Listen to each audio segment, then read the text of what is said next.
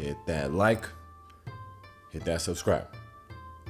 Hit that like, hit that subscribe, and leave a comment.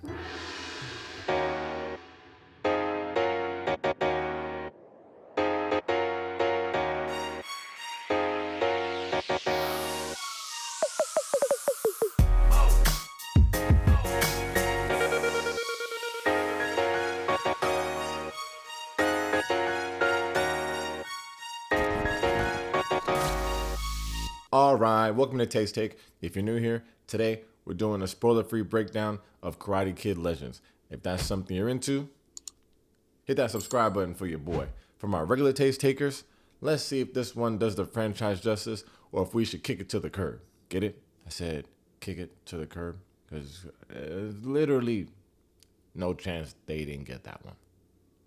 Okay, quick background here. Karate Kid Legends is the sixth film in the iconic Karate Kid franchise. This is a franchise that dates back over 4 decades to June 1984 with the release of the first Karate Kid. And you know how we do at Tait's Take. We gotta get in our movie history back to really understand the impact of these movies. So let's do that. But I'm gonna be quick. I promise. I think I promise. All right, so boom, we hop in our time machine and we go back to around 1983, where Columbia Pictures had just asked John G. Avildsen to direct this movie called The Karate Kid. Who the fuck is John G. Avildsen? Well, would you believe that John G. Avildsen is the same director that directed Rocky and got an Academy Award for it? Why am I just realizing that The Karate Kid is just the karate version of Rocky? And now that makes sense because, yeah, like the director. And would you also believe that as recently as 2012, a real-life pitch was made to create a Karate Kid Rocky crossover movie directed by none other than John G. Avildsen? Whoa, but that's not even the coolest part of this story. While The Karate Kid was directed by John G. Avildsen, it was written by a dude named Robert Mark Kamen.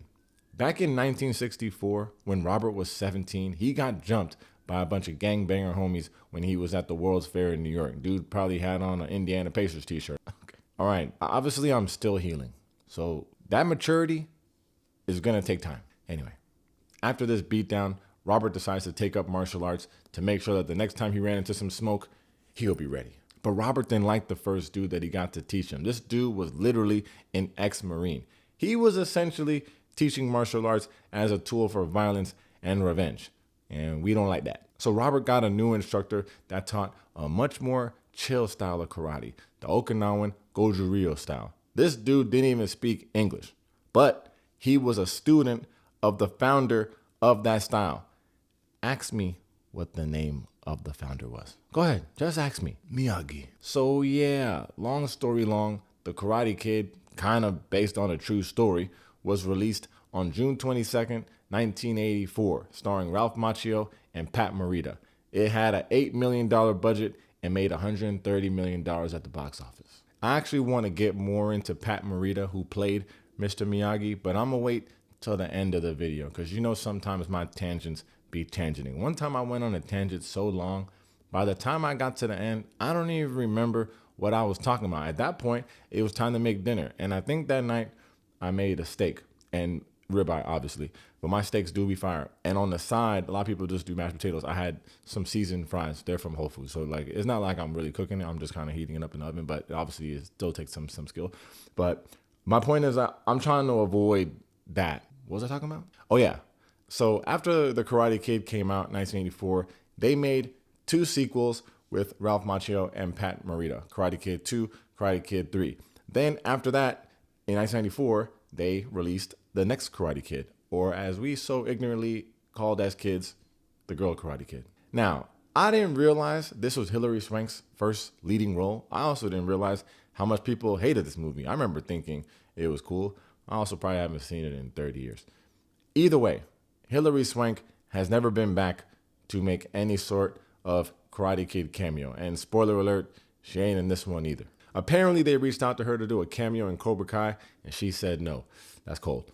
But I don't know if it's beef. Sometimes people just don't want to do shit. It's all good. Okay, then in 2010, we get the famous Jaden Smith version of The Karate Kid, starring Jackie Chan as his instructor, Mr. Han. Now, that movie was pretty good, too. That thing made over $350 million on a $40 million budget. But what's interesting about this movie is that while Mr. Miyagi from the original Karate Kid movies teaches an Okinawan style of karate, in the Karate Kid with Jaden Smith, they're in Beijing, China. And Mr. Han, Jackie Chan, he's teaching Kung Fu. So it's literally no karate in the Karate Kid, technically. They even tried to change the title of the movie, but the OG producer from 1984 is a dude named Jerry Weintraub. He was like, no sirree, Bob. But when this film came out in China, it was 1000% called The Kung Fu Dream. You know, if anybody gonna do what they want to do, it's gonna be China. There was supposed to be a sequel to the Jaden Smith and Jackie Chan Karate Kid, but when it was all said and done, Jackie Chan did not like the final script. So Mans literally said, get somebody else to do it. Thank y'all for trusting me to take you on that time machine journey. We're now back safe and sound in 2025, where Karate Kid Legends was directed by Jonathan Entwistle, the first movie he's ever directed. All right. Plot time. Karate Kid Legends brings back Jackie Chan as Kung Fu Master Mr. Han, and he seems to have gotten a huge promotion at work because he's gone from the maintenance man to owning his own Kung Fu studio. Anyway, one of the students at this school is actually his great-nephew, Li Fong, who's played by Ben Wang. But Li's mom, who's played by Ming-Na Wen, don't want him fighting at all, even if it's just training. But she just got a job in New York, which she thinks could be the perfect opportunity to get him away from Kung Fu. And she's a doctor, so these New York City rent prices ain't gonna be no problem at all. So they move over to the Big Apple, and in true Karate Kid fashion, Li gets himself into some smoke with a bully over a girl he likes. One thing leads to another. Now this bully is challenging Li to fight him in the Five Boroughs tournament. Naturally, Li's uncle Mr. Han pulls up in New York City to help get him ready for this thing. But with the help of an old friend. That's right, Daniel's son himself, aka Sensei LaRusso. Can these two combine both of their martial arts styles and turn Li into a winner? Or will this bully, who looks like the Temu version of the Green Ranger, protect his title and get his girl back? So now we got a movie. So what's my take? Okay, a few caveats first. Number one, I grew up a huge Karate Kid fan. I don't even know who put me on, but I could vividly remember watching those first two movies all the time. Now, lucky for me, I never had bullies growing up. And it wasn't because I was cool. I think this was largely more so the fact that I was essentially invisible to most of the other kids. Except my best friend, Macchio. What's up, Macchio? Anyway, even without the threat of bullies, I 1000% wanted to sign up for karate after watching these movies. It took a couple years, but as a kid, I for sure did karate. Now, did our sensei sign us up for a very expensive karate summer camp, then run off with our money? Yes. But before that corruption, I was having a blast. Caveat number two, I did grow up a huge Karate Kid fan, but somehow, some way, I've never seen Cobra Kai. Hey, sheesh, just didn't get around to it. I know that is probably really good. I probably was at a family barbecue. You also need zero knowledge of Cobra Kai to watch Karate Kid Legends, so if you are like me, you're in good shape. With all that said, I went into this movie thinking it would be cool. The first trailer, I think I hated. Then I saw some more clips of this at CinemaCon, and it looked much better. Overall, this movie misses the mark in a lot of ways. But somehow, some way, in the end, I walked out like, it was fine. My buddy Austin Burke reviewed it, and he called it harmless. And I can't think of a better way to describe it. Link to his videos up in here. Go ahead and subscribe to that dude. He's the best in the biz. Anyway, I was watching this movie, and along the way, I was like, oh, this movie sucks. Then something happens, you're like, okay, that was cool. All right, that was heartwarming. Then somehow, you're back in it. Couple reasons for both of these emotions. The worst part of this movie, by far, is the bully. Aramis Knight plays Connor Day, and earlier I called him the Temu version of the Green Ranger, but I should not have disrespected the dead like that. Rest in peace, Jason David Frank. This bully is the most Tyler Perry Tubi version of a bully I ever seen in all my days. This dude could have single-handedly ruined the whole movie. Good Lord. We're given no reason to care about this kid. We're given no reason to empathize with this kid. And honestly, we're kind of given no reason to fear this kid. In 2025, I just can't believe they wrote the bully to be like this. I don't know if they're beating the accusations that this was AI. I don't know if anyone's accused them of that, but if someone were to accuse them of that, they would have a hard time beating those allegations. In Karate Kid movies, the bully is one of the most important parts of the whole thing. I'm still scared of the bully from Karate Kid 2. If I seen that nigga right now, I'll give him my lunch money. Okay, the next thing that took me out of this movie is the fact that it's really 2 movies in one.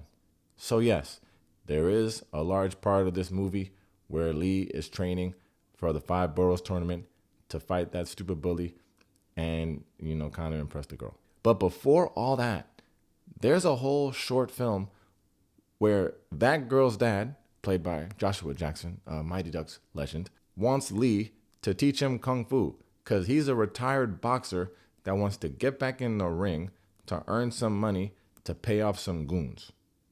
Are you guys following that? And high key, I wouldn't even be mad if that was the movie. Think about it. The Karate Kid not being a kid getting bullied, but actually coaching a grown-up who's essentially getting bullied by those goons. The karate grown-up, low-key, I'd watch that. Like, this kid moved to New York already knowing Kung Fu, and he was learning that shit from the source. Half of the battle in Karate Kid's movies is that the kid don't know how to fight and needs to learn to defend himself. This was literally She's All That, where the nerd that they want to turn into a prom queen is already hot, which low-key kind of was how that movie was anyway. Last thing I'll say that took me out of this movie is the New York City backdrop. Now, I can admit that this is me in my nitpicky bag, but whatever. A large part of this movie is the location. They moved from Beijing to New York City. Joshua Jackson's character owns a pizza shop. The thing that they're fighting in is called the 5 Boroughs tournament. Lee is literally getting bullied on the train after school. But this movie falls victim to what so many New York movies fall victim to. This thing was not shot in New York. This thing was shot in Montreal, and I felt every Canadian second of it. Now, maybe for the non-New Yorkers, y'all watch this and be like, wow, it feels so authentically New York. You can tell there's some disgruntled Knicks fans down there. Like, honestly, next time, just make the Karate Kid Atlanta edition and have this kid fighting some dope boys inside a Waffle House. Have this kid fighting some dope boys inside a Waffle House. Much more realistic. All right. Well, okay, get serious. There is stuff to like about this movie. Stuff that is much more important than a fake-ass 2 train. That starts with the cast. Besides that stupid-ass bully, I think I liked every other member of the cast. Starting with Jackie Chan. Freaking 10 out of 10. No notes. 71 years old, and this dude is still doing his own stunts and is still hilarious. He's the heart of the movie for sure. But the lead, Ben Wang, is also excellent. Would you believe that 10,000 kids auditioned to play the Karate Kid? Bruh. Ben did some stuff with Disney, but this is obviously his biggest role. He did not waste his opportunity, not even a little bit. This dude was actually born in China and moved to the US, so the shit damn realistic. And he already knew Kung Fu coming into it. And that's one thing about the original Karate Kid movie. I didn't touch on this earlier, but not no one in that movie had ever done martial arts. Not no one. And funny enough, quick sidebar, I was wondering if Ralph Macchio, who of course plays Danielson, ever went back and learned karate after making these movies. Would you believe this dude, Ralph Macchio, literally just got his black belt at 60 years old? Honestly, sometimes you gotta just do shit. Okay, back to the movie. I also thought that the love interest was well cast. This is Mia, played by Sadie Stanley. Sadie played the live action Kim Possible for my Disney heads out there. I just believe their chemistry. A large part of Karate Kid movies, of course, is the bully, but a large part is also the crush, because I know a lot of people first crush was from Karate Kid 1. And in Karate Kid 2, that thing was saying some things too. Anyway, low key though, my favorite casting besides Jackie would have to be Wyatt Oleff, who plays Alan. This is Lee's friend / tutor. He kind of plays like that Ned to Peter Parker in Spider-Man role. This dude is just funny. He's not in it a whole lot, but when he's on the screen, he just wins the scene. And if he looks familiar to you, he plays young Peter Quill in the MCU. So you're welcome. Okay, another thing that's cool about this movie is the martial arts. Like I said, coming from an original where no one knew martial arts, it's cool to see that these people actually studied it. Like I said, Ben studied martial arts. Even that whack-ass bully studied martial arts, preparing for his role in Into the Badlands. Even though some of the fight scenes were cut weird and the tournament scene was cut even weirder, you can just tell that these people know what they're doing, and that's cool to see. Those hits felt like they was hitting. And last but not least, bro, the nostalgia. I told y'all I was a big Karate Kid fan, but I haven't seen those movies in years. Watching this, some of the lines, some of the sounds, some of the music, it just brought me all the way back to being a little kid doing the crane in my living room. I don't know. Maybe I'm getting emotional in my old age. It was my birthday last week, so make sure you say happy birthday in the comments. Thanks. But as cheesy as some of this movie was, the other parts kind of hit me. And I was surprised at how much it caught me slipping at certain points. And that's largely because of how much of impact those early movies had on me. So whatever. So is it worth going to the movies to see? Well, it earned a respectable A- cinema score, and it came in at third place in its first weekend, hitting about $21 million at the box office. I don't think you lose anything by waiting to catch this one on streaming. But if you already saw Mission Impossible and Lilo and Stitch, I'd say buying a ticket to the movies to watch Karate Kid Legends would be harmless. It's available right now exclusively in theaters, but because it's a Sony project, it'll be on Netflix in the next couple months. All right, before I get out of here, I did promise you guys the Pat Morita, Mr. Miyagi story, so let's get into that. First things first, he 1000% did not talk like that. Exhibit A. And to Jerry's credit, he gets on the horn and says, Pat, I almost made the worst mistake of my life. I just want to be the first to congratulate you. You got the part of Miyagi. That's why Miyagi talk like this, because he ran out of energy. He said he really don't know where the Mr. Miyagi voice came from. He was auditioning with his regular voice, and they kept saying no. I think in other interviews, he said that he channeled like his dad's voice, his dad's brother's voice, and Mr. Miyagi was born. But the Mr. Miyagi voice is the least important part of this story. Yes, we know that he was eventually cast as Mr. Miyagi. Yes, we know he was nominated for an Oscar for that performance. But Pat Morita, the person, had one of the most difficult upbringings you'll see in Hollywood. Okay, he was born in California in 1932. His parents were Japanese immigrants. This dude's dad was born in the 1800s. Isn't that crazy? It's not important, but isn't it crazy? When Pat Morita was 2 years old, he developed spinal tuberculosis. I never even heard of that. He spent the next 9 years in a hospital, most of that time in a full body cast. The doctors told his family he would never walk, but sometimes you gotta just do shit. After a bunch of spinal surgeries, this dude literally learned how to walk. He was out of that hospital at 11 years old. When he was 12, his dad was leaving the movies, got hit by a car, and died. Bruh. Then on top of that, the mother he thought was his mother was actually his aunt. His biological mother was his aunt's sister. Yeah, this is all one person's story. All of this childhood trauma led him to start drinking at the age of 12. And apparently alcoholism ran in his family.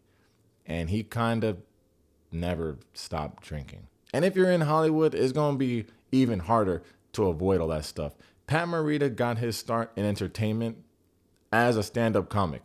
And you already knowing what that environment could be like. Pat Morita died from kidney failure. It was 2005. He was 73 years old, living in Las Vegas. So yeah, kind of a sad story, but with a lot of perseverance and triumph laced in it. He auditioned for Mr. Miyagi over 5 times. He was about to quit acting before that because his career wasn't taking off. Life is just complex. So a salute to Pat Morita, a salute to Mr. Miyagi.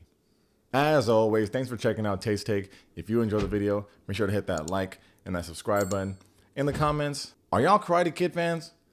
Do y'all have a favorite Karate Kid? Did y'all grow up watching these movies like me? How is it that Jaden Smith movie is 15 years old? What? Because that math ain't really mathing all the way for me yet. Just let me know in the comments. Thanks for the time, y'all. Peace. Yeah, this movie's so strange. It's like, does it suck? Or is it cool? I think it's all right. You got to go and see it for yourself. The dude, Ben Wang, is really cool. The one thing that I found interesting, this is a quick little story before I go. Jackie Chan is old now, right? He's 71. So, you know, when you get old, you just start saying shit. And I don't know if he was always like that, but they was asking Jackie Chan about working with Ben. And he's like, yeah, like, thought that the kid was all right, decent at Kung Fu, decent acting, but he earned his respect through his work ethic. Now, Jackie would say that, you know, they would do a scene, and when the director called cut, Ben wasn't running to his phone like the other kids that sometimes Jackie has worked with have done.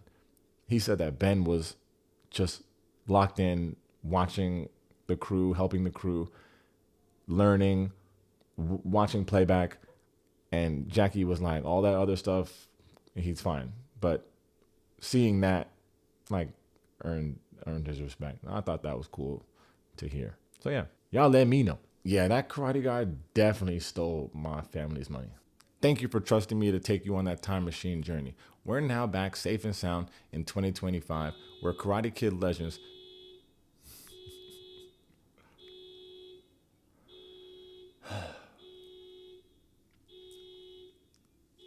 Miyagi, relax. Miyagi, calm. Oh, shit kind of worked.